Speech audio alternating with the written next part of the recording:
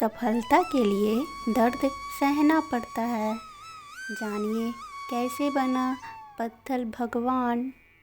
कई बार जब लोग जीवन में काम करना शुरू करते हैं तब उन्हें बहुत ज़्यादा दर्द होता है, तकलीफ़ होती है, उन्हें बहुत ज़्यादा मेहनत करना पड़ता है और वे ये बात उनसे बर्दाश्त नहीं हो पाती। उनका शरीर जवाब दे देता है और वो उस काम को छोड़कर किसी और तरकीब से सफल होने का प्रयास करते हैं। लेकिन याद रखिएगा, इस प्रकार से कोई भी व्यक्ति जीवन में सफल नहीं हो पाता है। याद रखिए कि सफलता का मार्ग मेहनत, दर्द और तकलीफ़ से गुजरेगा और यह आपको सहना ही पड़ेगा। तो इसके लिए आप हमेशा तैयार रहिए। तो चलिए इस बात को एक कहानी के माध्यम से समझते हैं। एक बार एक मूर्तिकार अपनी छीनी और हथौड़ी से एक पत्थर को भगवान की मूर्ति का आकार देने का प्रयास कर रहा था। जैसे ही वह छीनी पर अपना हथौड़ा चलाता, वह पत्थर चिल्लाने लगता और कहने लगता कि ये क्या कर रहे हो, मुझे इतना मार क्यों रहे हो, मुझे बहुत दुख हो रहा है, तकलीफ़ हो रही है, पीड़ा हो रही है, मुझे अपने हाल पर छोड़ दो और यहाँ से चले जाओ। मूर्तिकार ने उस पत्थर से कहा, मुझे बहुत अच्छे से पता है कि तुम्हें बहुत ज़्यादा दर्द हो रहा है, तकलीफ़ हो रही है और तुम बहुत ही ज़्यादा पीड़ा में हो।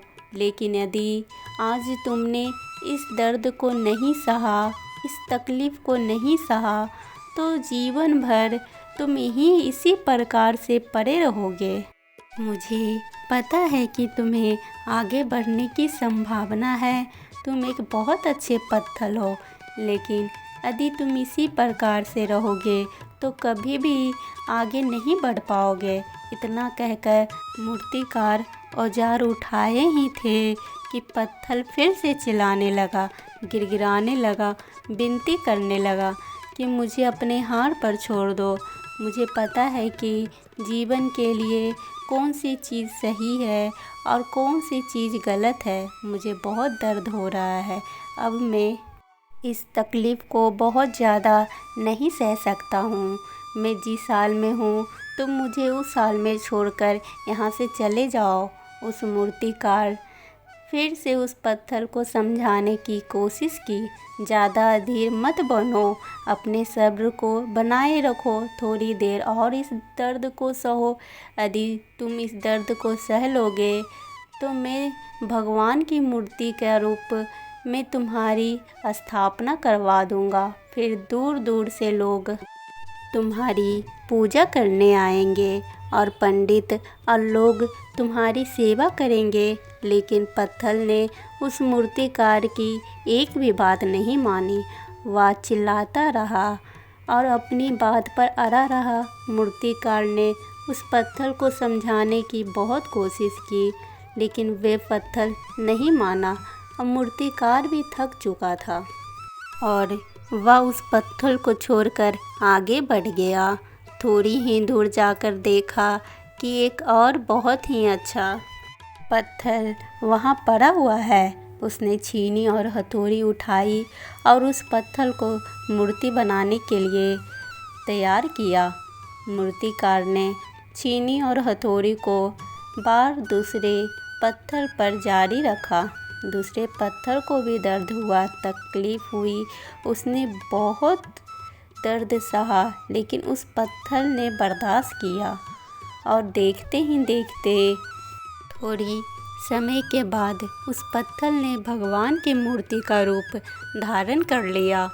थोड़ी दिन बाद उस मूर्ति की एक मंदिर में स्थापना हो गई। धीरे धीरे करके लोग वहाँ पूजा पाठ करने आने लगे। लोगों की मन्नता वहाँ से पूरी होने लगी और वह मंदिर बहुत ही ज़्यादा प्रसिद्ध हो गया। अब धीरे धीरे करके दूर दूर के गांव से लोग वहाँ पूजा पाठ करने आने लगे। फिर एक दिन उसी पत्थर को उसी मंदिर में लाया गया, उसे एक कोने में रख दिया गया। अब लोग आते और उस पत्थर पर नारियल फोड़ते। ये कोई और पत्थर नहीं बल्कि ये वही पत्थर था जिसने दर्द को नहीं सहा था। अब वह पत्थर मन ही मन में बहुत ज़्यादा पछता रहा था, दुखी हो रहा था और अपने आप से कह रहा था कि काश मैंने उस दिन इस दर्द को, इस तकलीफ़ को सह लिया होता तो आज लोग मेरी भी पूजा करते। इसीलिए आप भी अपने जीवन में हमेशा याद रखिएगा कि जब भी आप अपने करियर की शुरुआत में किसी काम को कर रहे हो, पढ़ाई कर रहे हो या कोई भी काम कर रहे हो और उसमें आपको दर्द हो रहा है, तकलीफ़ हो रही है, ज़्यादा मेहनत करना पड़ रहा है, तो आप रुकिएगा मत, किसी और रास्ते की शुरुआत मत कीजिए, क्योंकि कोई और रास्ता आपको सफलता नहीं दे सकता। आपको उस दर्द को, उस तकलीफ़ को सहना ही होगा और उस दर्द को, उस तकलीफ़ को सह कर आप ज़्यादा मजबूत बनेंगे और तभी आप अपने जीवन में आगे बढ़ पाएंगे। और जीवन में हमेशा याद रखिएगा कि आपको उस पहले पत्थर की तरह नहीं बल्कि दूसरे पत्थर की तरह बनना है। यदि ये कहानी आपको पसंद आई हो और इससे कोई सीख मिली हो तो आप मेरे इस चैनल को ज़रूर सब्सक्राइब कीजिए और इसे अन्य लोगों के साथ शेयर ज़रूर कीजिए। राधे राधे।